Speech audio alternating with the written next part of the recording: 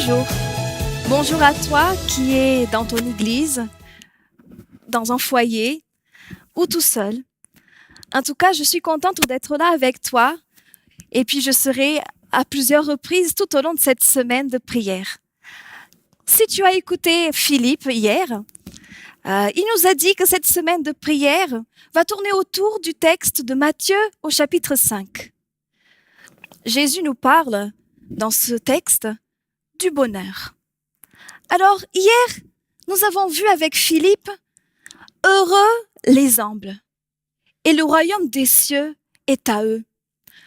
Tout simplement parce que, en étant humbles, ils se laissent grandir par Dieu. Et c'est pour ça que le royaume des cieux est à eux.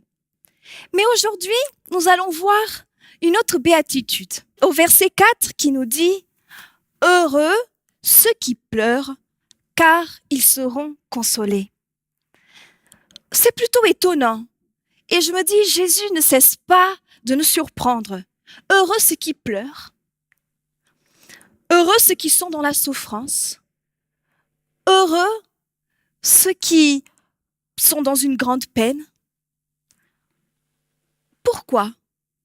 Comment est-ce que c'est possible d'être heureux et en même temps pleurer?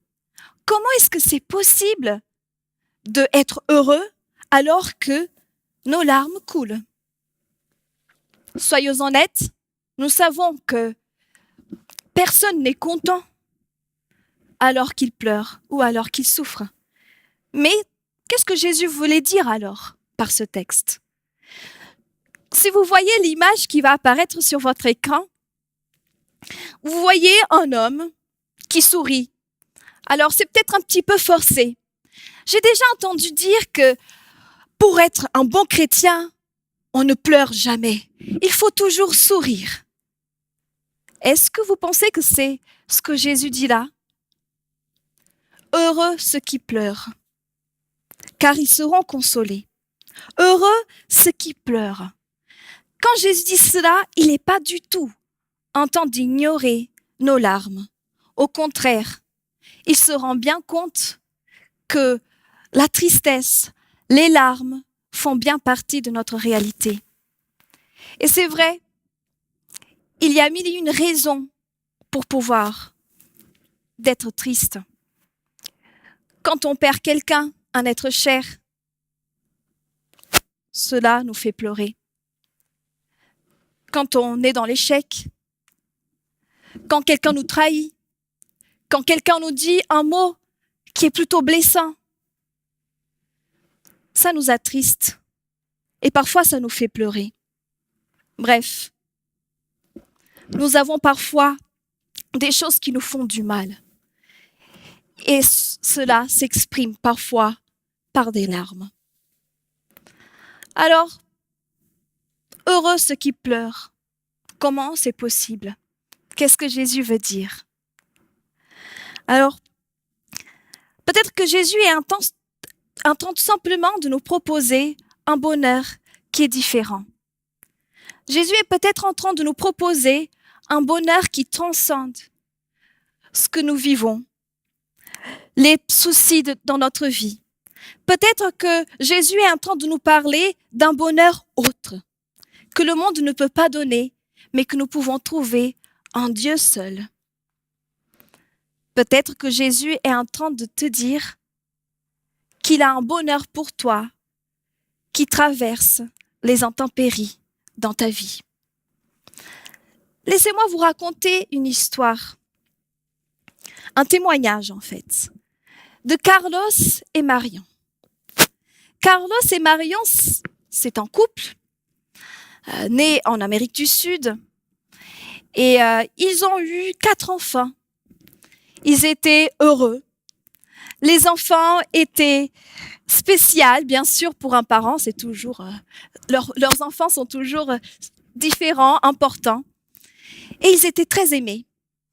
Mais il se trouve qu'un jour, voilà, les enfants commencent à tomber malades. Et c'est là que les parents découvrent que tous les deux étaient porteurs d'un gène qui a rendu leurs parents, leurs enfants, malades. Et la suite est pas très heureuse. Ils se sont dit, voilà, nos enfants sont malades avec cette maladie génétique qui s'appelle ataxie. Et les médecins ont dit, vos enfants risquent de mourir.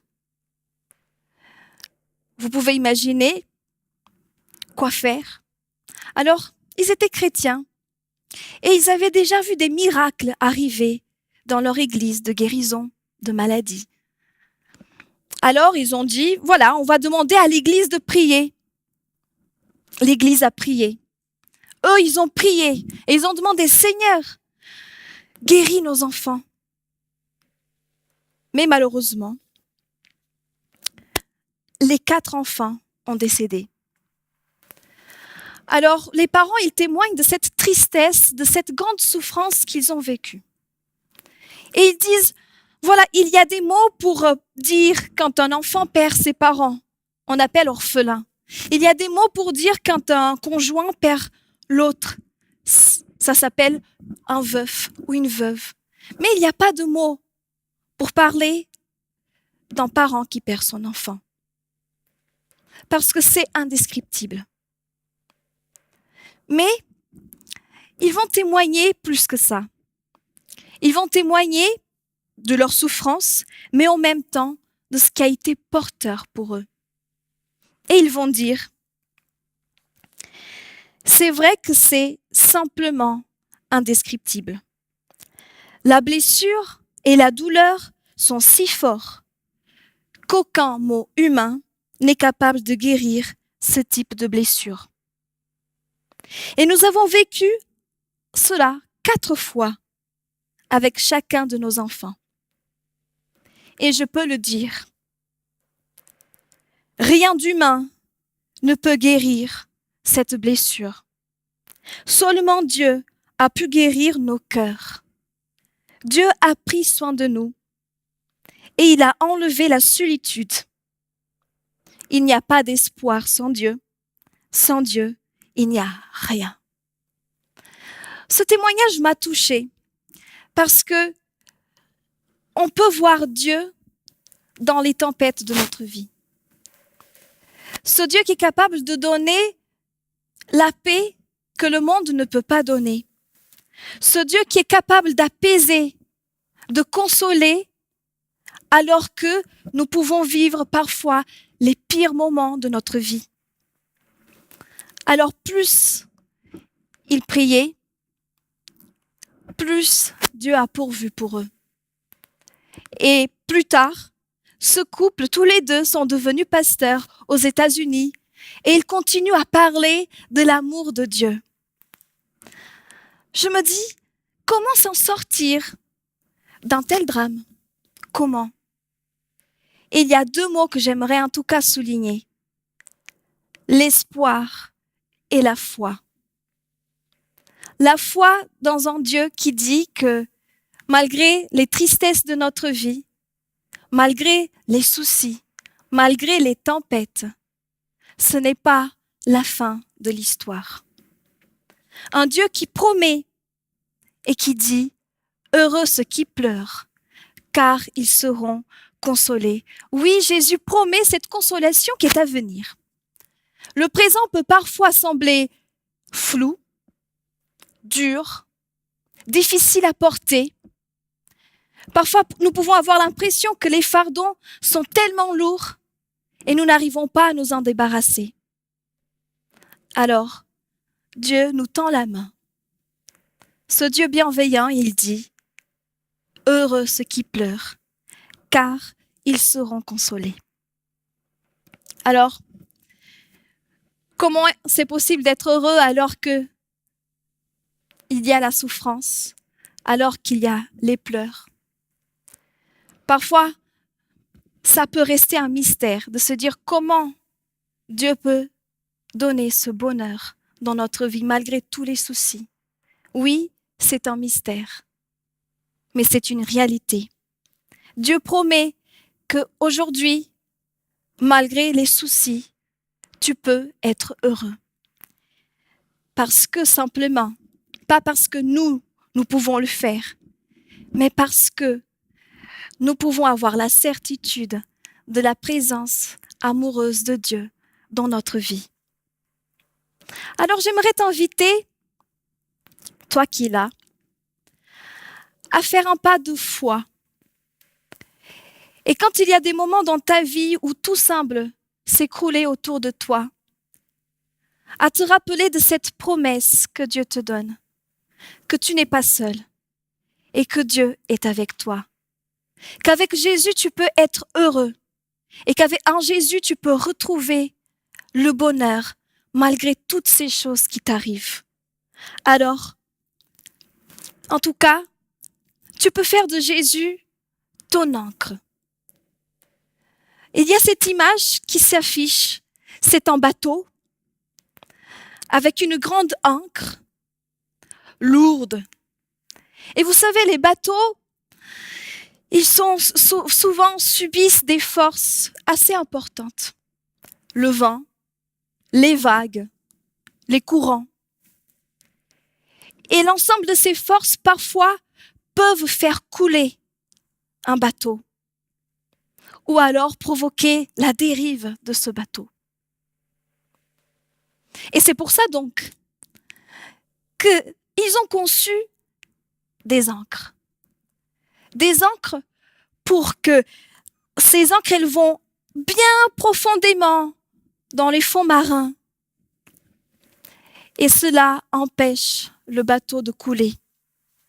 Cela va faire en sorte que le bateau tient bon. Alors j'aimerais t'inviter à faire un pas de foi et à faire de Jésus ton ancre. Cette ancre qui te permet de tenir debout, de tenir bon, malgré les tempêtes de ta vie, malgré les soucis. Dans le psaume 147, versets 3 à 5, il nous est dit « Il guérit ceux qui ont le cœur brisé et il soigne leurs blessures. Il compte toutes les étoiles. Il appelle chacune par son nom. Notre Seigneur est grand et très puissant. Son intelligence n'a pas de limite. Oui, Dieu est cette ancre. Dieu est ce Dieu bienveillant qui guérit les cœurs brisés.